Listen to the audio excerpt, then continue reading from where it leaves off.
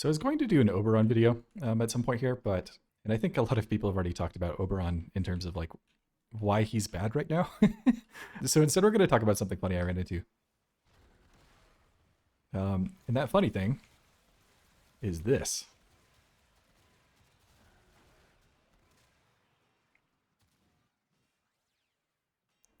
So you might be asking yourself, why is this any different from like just a normal Smite build?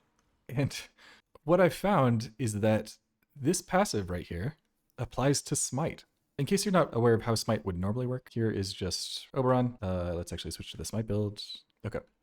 So normally when you use Smite on things, the projectile just kind of dies. So you can see that we're getting like maybe 10 hits total here. It's basically your power strength splitting the damage to however many hits it can. And so even if Oberon like full strips these enemies and then uses Smite, this still doesn't do that much damage comparatively.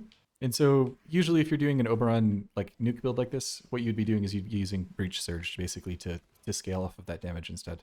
So this is kind of the traditional way to make Smite into an AoE ability. But Qorvex is a little special because he gets his passive. And his passive applies to everything. Anything that's a projectile, Qorvex will give punch through. There are some exceptions to this, like the projectile is coded to auto-explode on things. It won't work. But for example, like if I pull up Nullstar here, you can actually see that Nullstar will get punch through also. Like you see how it's hitting multiple targets, but it hits this guy in the front? That's because it has punch through. And so this is true for basically any weapon damage ability. So Nullstar works, Smite works, Breach Surge doesn't work because it's coded to break the projectile when it hits something. So Breach Surge specifically doesn't work with this passive, but Smite does. And so what you get is, compared to Oberon, if I'm just pressing Smite on this, you can actually see that it does way more hits than it would do on Oberon. Because the projectile basically just goes through things and then it hits them. And so what happens is if you're using Arcane Arachne, and the armor strip from his 2 augment, and you know, even just like a little bit of priming, this just ends up doing a lot of damage.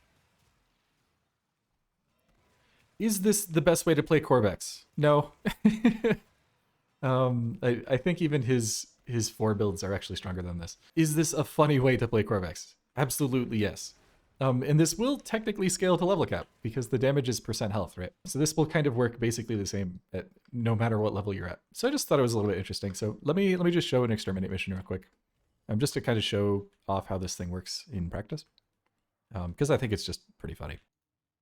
All right, I was going to do an exterminate, but let's actually do a disruption. I think it's probably a better place to show this off anyways. Because Smite does % health damage, we're just going to do better in a spot like this. So we'll try it here. If this doesn't work and I fail terribly, I'll probably leave it in the video just because it'll be funny, but we'll give it a go either way. All right. Now we just got to kill some dudes. So this does kind of take a little bit to get going sometimes if we get unlucky on universal orb drops. So we're going to hope for the best. And if it doesn't, I'll probably just pop some energy pads. But once we're up to energy, we should be fine.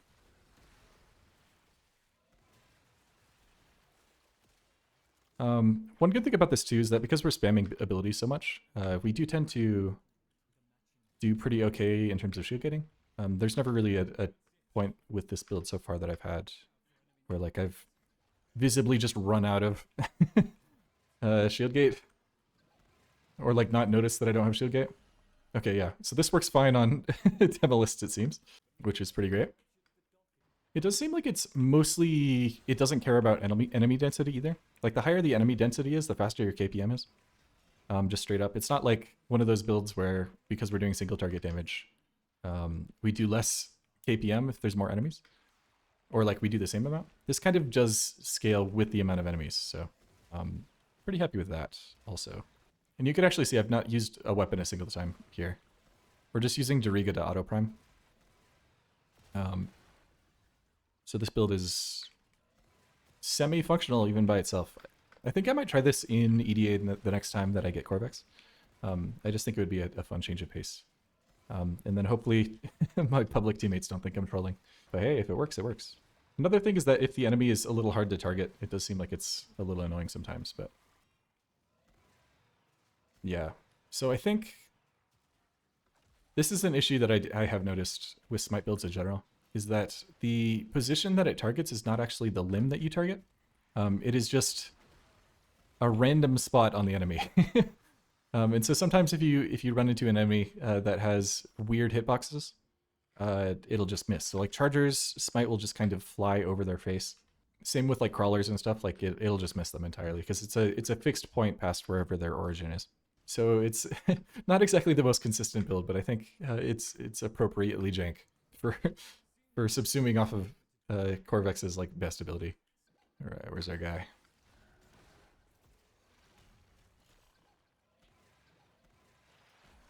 I should probably turn my status immunity on, huh? That'd be kind of nice. Sweet. So again, very good on disruption, to nobody's surprise. And I'll probably cut a good portion of this. I think at this point you guys get the point. There's not really too much else to show with this. It's just punch through works on Smite. If that's the title of the video, now you know why. It's because that's literally all the video is.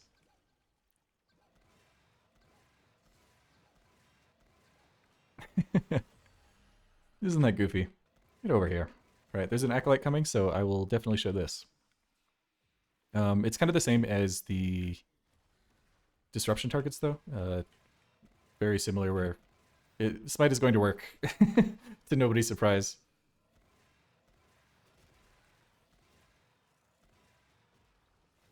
You'll just have to be sad if your abilities get turned off.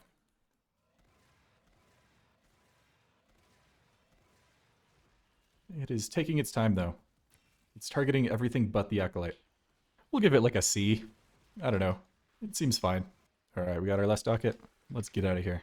One other piece of tech I haven't really tried with this yet is grouping abilities. I'd love to see this with like some specific setups to make it group better. I guess you could probably use just like an operator ability or something to group. I don't really know what you would use outside of that. I did try like Scourge and its headshot thing with it too, but I didn't really find anything that interesting with it. So, all right, here's the actual build. So in theory, what you could also do instead is you could run holster amp over recursive projection here, and then you could get to 200% strength, which is when containment wall will full strip. But with corrosive projection, it's only like 168 instead. So I prefer this because then I don't have to deal with the 3-second time that holster amp works. But this does apply to Smite, so in theory, you could use this instead. Arcane Arachne is your main damage increase for Smite. Smite actually doesn't really increase its percent health damage with strength.